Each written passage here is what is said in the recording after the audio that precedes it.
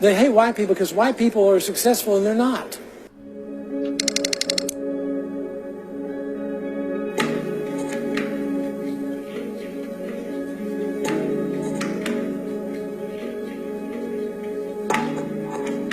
Well, no, the grievance in their mind is that the animus, the anger. They hate white people because white people are successful and they're not. I mean, yes, it is. It is a welfare state.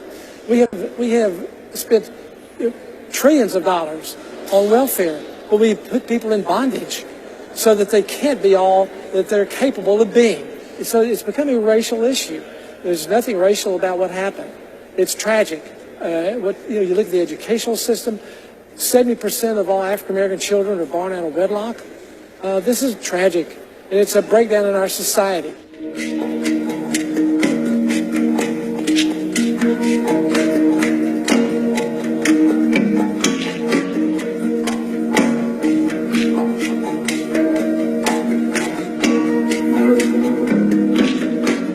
I apologize for the comments.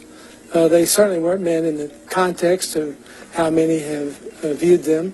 Frankly, I was quoting is what they were saying last night that I observed on your network, and their hatred for white people.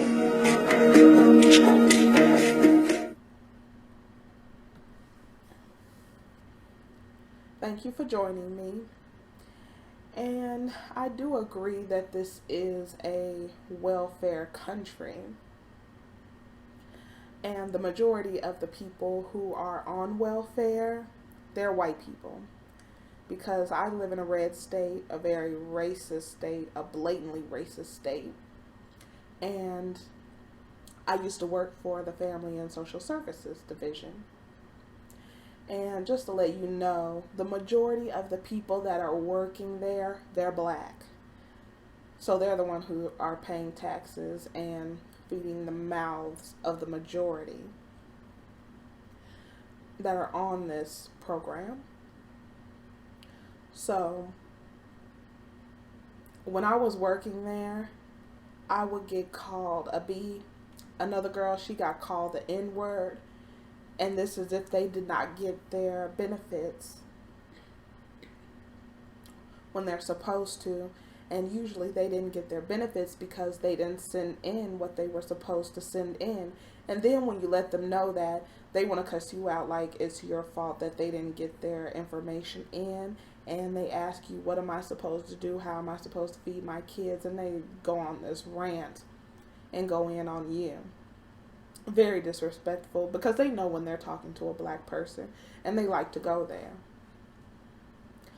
But when I was working there, it was very obvious that the statistics that are put out are manipulated, because we had someone stand up in the middle of the room and say 95%, which I believe is 99.9% of the cases and the statistics and everything in that case is wrong.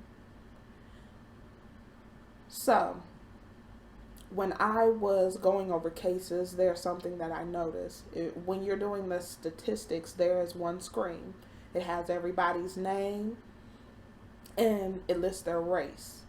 So if you're looking up something by race, this screen is what they're going by. What I noticed is there's a code that you can put in. It's a U. If you put in U on that page, it will not count those people. It's basically they're unknown. You don't know what race they are. So that's one way they manipulate it, because I saw this happen with a lot of white families that were over 4 people were not being counted. And then this was happening at a state level, because I would correct it. I would do it. I had a case sent back to me from the state, and it was just back to you, even though I put their race in there.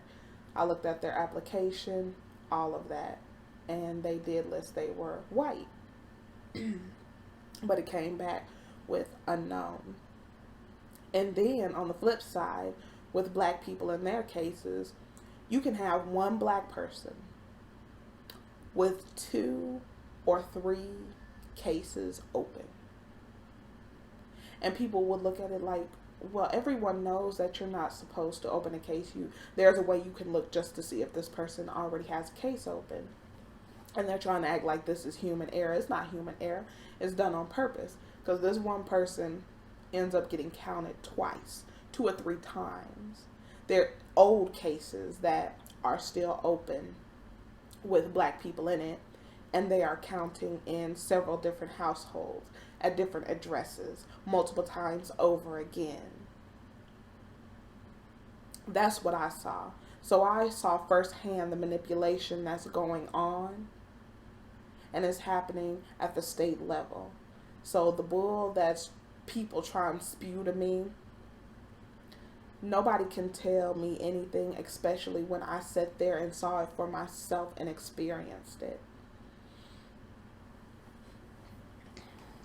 The majority of the people who are calling in complaining, they're white.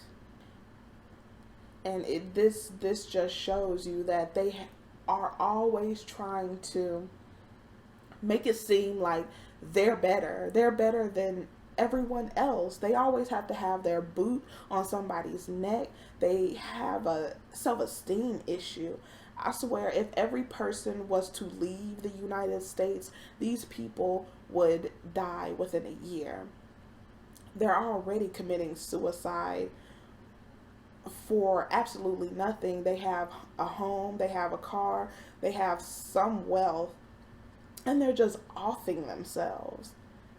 So that tells you something. If we weren't here, I mean, the problem, they would just die off. I mean, they came from a country, they came from Europe to come from underneath tyranny, and then they come here, kill the majority of the people, slave people, and do exactly what they didn't want to happen to them. But yet black people look at these people like, they're friends. They are the epitome of beauty and morality and intelligence, and they should model their life like them.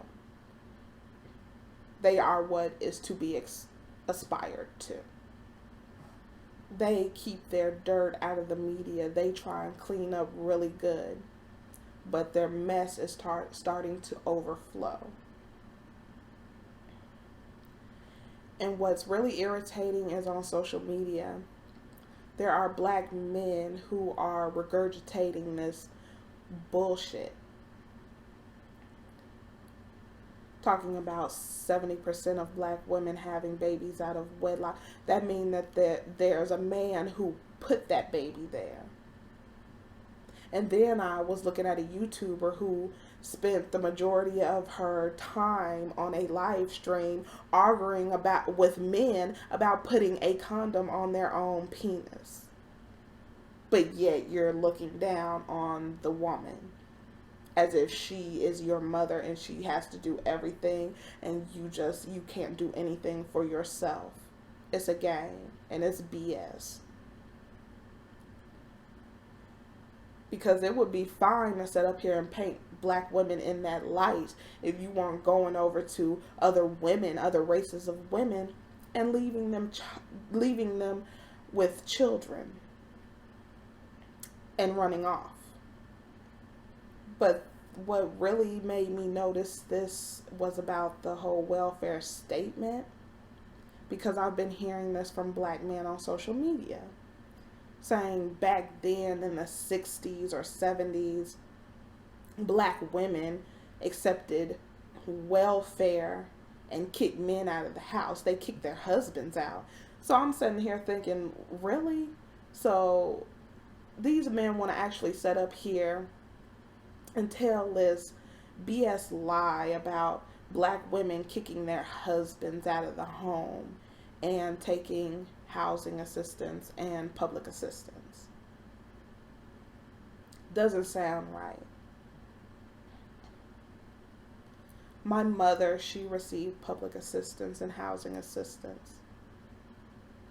She was a single mother, and she was born in the 40s, My brother was born in the late 60s, which she, is one of those women that they talk about. She was a strong woman, she was a good woman, and she took care of us. But I believe her over anybody any day, because she talked about it. She talked about how public assistance was really offered to married people, and there was quite a few married people who were getting it.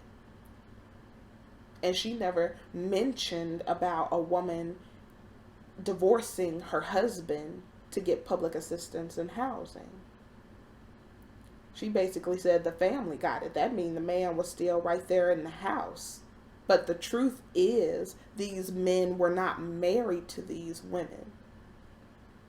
So they were not recognized as family members to be able to be in the home. There was no friend. There was no having a friend live with you. And then on top of that, if you had a record, a felony, you can't stay. To this day, you cannot stay in the home if you have a record or a felony on your record. You can't even get public assistance if you have a felony. So honestly, black people opened the door to this. Black men opened the door to this. They wanted to go out and they were dropping their sperm here, there, and everywhere, and other women, multiple children. They were not getting married, so they could not be in the household. They could not get the public assistance. They had felonies, so they could not live in that household. When you do things, and I know that white people drop drugs in the community, but we didn't have to run with it. We really did not have to run with it. They bear a lot of the responsibility, but please, there needs to be some accountability as well. But my mother, she was a single mother, so if she was born in the 40s, that was happening way back then. And then I know stories of other family members, but if you go a little bit back, they didn't divorce. There may have been animosity and things going on, but they didn't get a divorce. They just stayed together, lived together, maybe lived separate lives, but they didn't split up.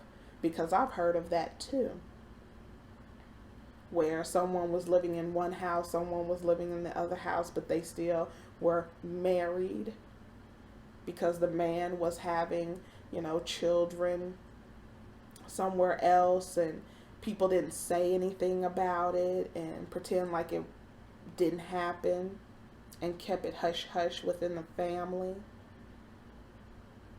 All this stuff was going on, and that opens the door to let the devil in and do what he wants. He can't kick the door open and just come in. You have to twist that doorknob and let him in by the actions, by your actions, by what you do. But like I said, these people, they are fragile. I've seen it. They're weak. But yet we still aspire to be like them. We're putting them at a higher level and thinking of them as if they're a deity. When everything around us, if you just really open your eyes, is saying, no, they're not. They're struggling. The only reason they have wealth is because they committed heinous crimes, and they have a lot of bodies and blood in their history. And who wants to be attached to that? But back to the welfare. I remember the lines to go get the food stamps. I was very, very young, but I remember that. And the majority of the people in line were black women with their children. I didn't see the husband there. I didn't see rings. I didn't see, this concocted story of women kicking a kicking their husbands out and divorcing their husbands and leaving their husbands is ludicrous, is ridiculous. Because like I say, if you were a husband, that would be horrible if your wife kicked you out and wanted public assistance. But if you're just a man that's laid up and she has to choose between her livelihood, her children's livelihood, then that's too bad. If you really cared about your children and you cared about your family and community, you would marry her, you would take care of the kids, and you would do what you would have to do. But everybody wants to do it their way. You want to have this woman and that woman on the side, then suffer the consequences. That's too bad. No woman is going to watch their children starve and go through hardship. If there is anything that they can do, they're going to do it. And that's exactly what my mother did. My dad was not a thug.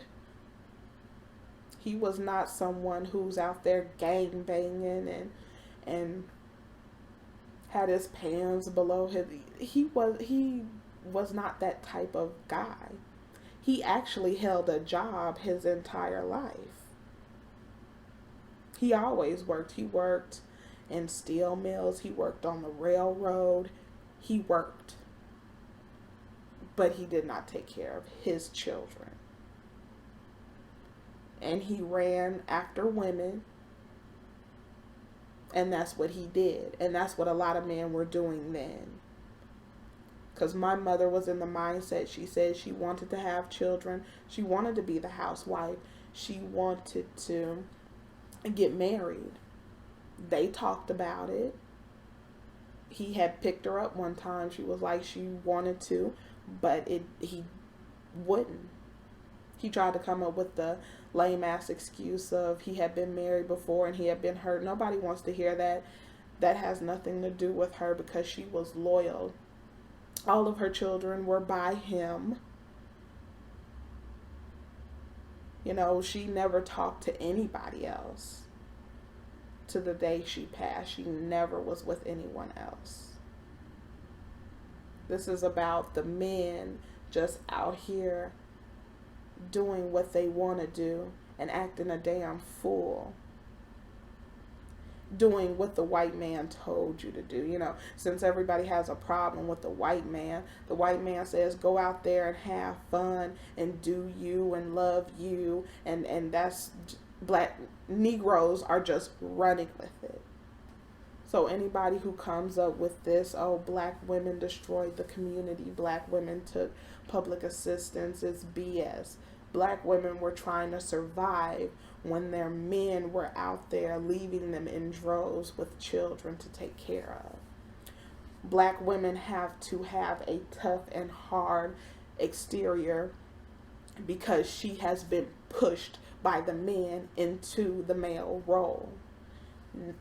Never have I spoken with any of my sisters, never have I spoken with any woman who sat up here and say, you know, I don't need a man, I can't stand men, I'm the man, or I want to have the control.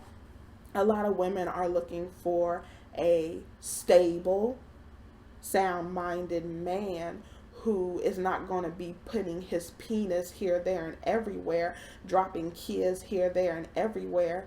Know that being a man is about getting married and taking care of his family and doing what he is supposed to do as a man. And black women aren't going to put up with the bullshit of you wanting to be like them and just do your own thing. Keep your mouth shut. Let me do what I want to do.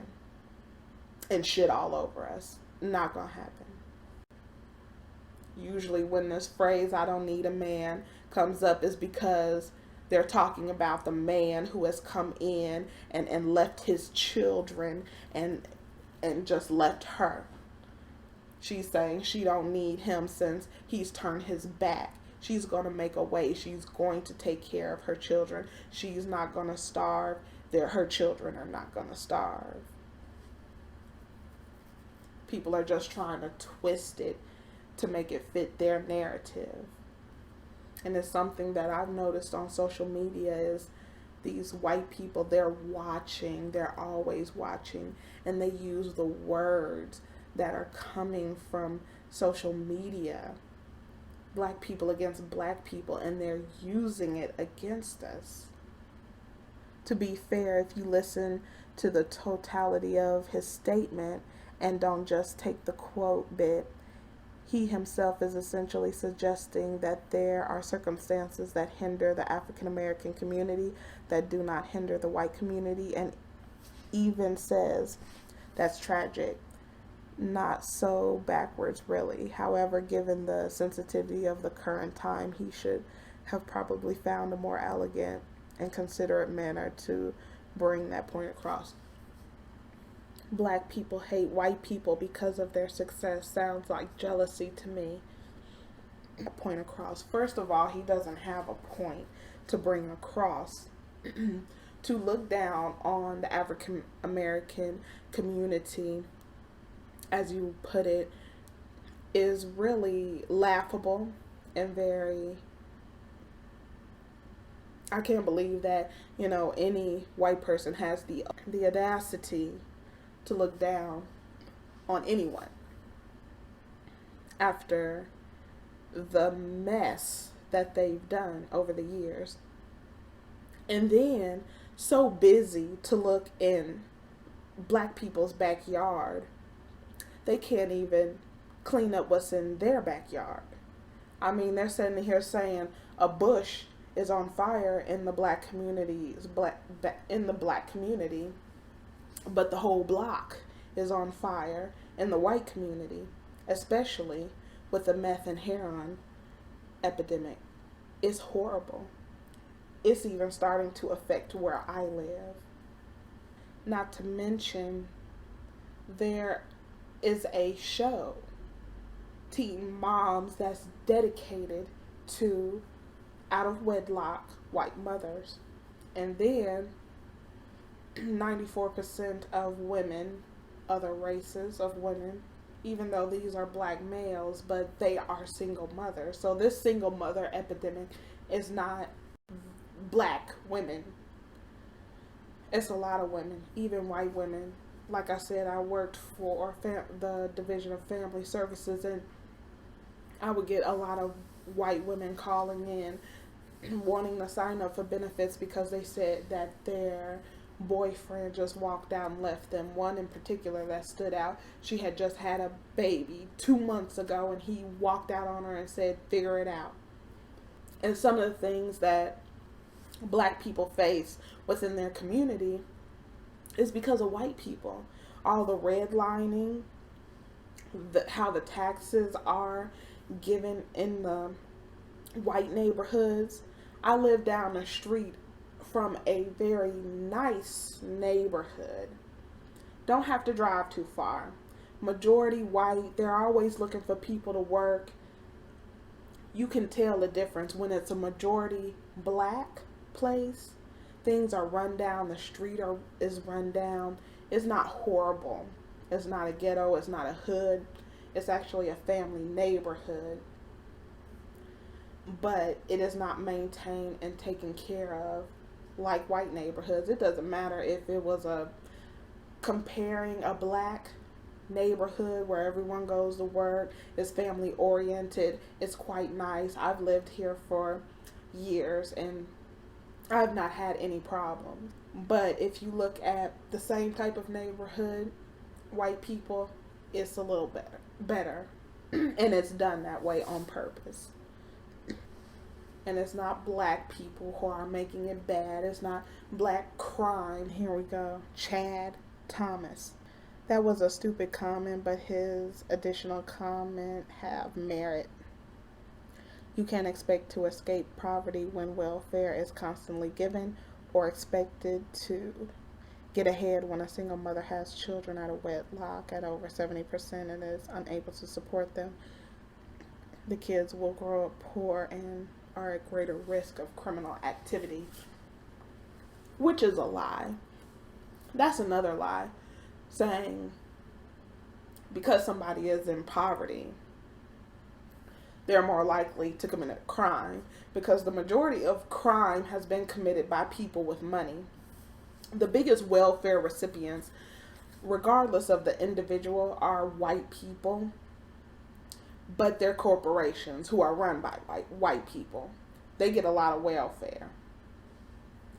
Then on top of that, a lot of the heinous crimes that get committed, serial killers, killings, these are not poor white people. These are well-to-do, killing their parents. I recently talked about a girl who committed suicide. She was not in poverty. There's been a lot of heinous crimes, and the majority perpetrated by people who did not grow up in poverty. So that's a lie in itself. Essentially, a lot of the issues that have come about is, one, a lot of black people have opened the door to allow these things to go on, and two, a lot of it was perpetrated by white people. Keep their status and keep their power and keep their wealth. After all of the lies about history, the rewriting of history, and everything we've been told by these people, we still believe them. We still will regurgitate the bullshit that comes out of their mouth. So this whole black women kicking out their husbands for welfare, it's bullshit. The out of wedlock rate that is affecting the community, it does affect the community, but they can't point a finger when it's happening in their community, especially with the children being born with drugs in their system. Like I said, the meth and heroin is hitting them bad. Always trying to point out the flaws in black people when they don't have a leg to stand on. They will never have a leg to stand on to jump in and talk about what's going on in the black community, especially when you had a hand in trying to tear down the black community, and you still are doing things in a more modern way to tear down black people and the black community. I mean, and it's not that they're doing it, this is to be expected, but it's just that black people are joining in. They're jumping in right with them, and that's what's bad. That's what's really sad about this. But I'm going to end it here. Please comment, tell me what you think, and I'll see you next time.